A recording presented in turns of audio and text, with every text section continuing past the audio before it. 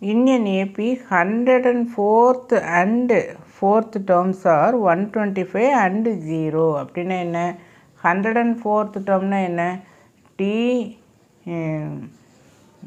T104 அப்படின்னு அர்த்தம். இதுதான் 104th term.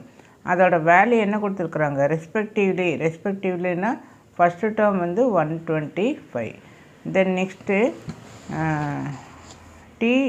fourth termனா என்ன? T4.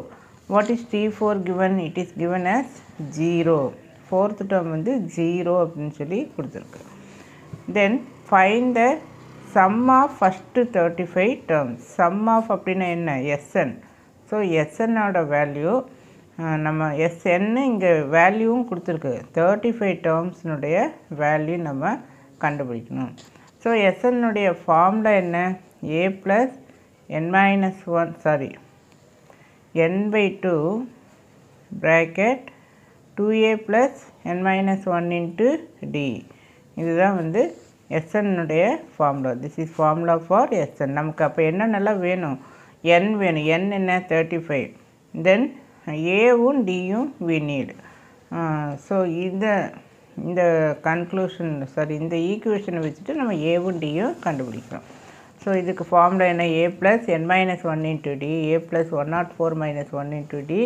We will substitute, mark it as 1. Next T4, 4 minus 1, mark it as 2. அதுக்கப்புறம் நமக்கு தெரியும் இல்லையா?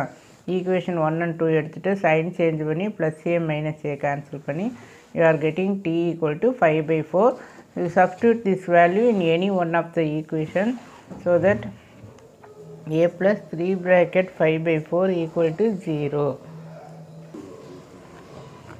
So a + 15/4 equal to 0 na a equal to -15/4. So இதுதான் ஆன்சர்.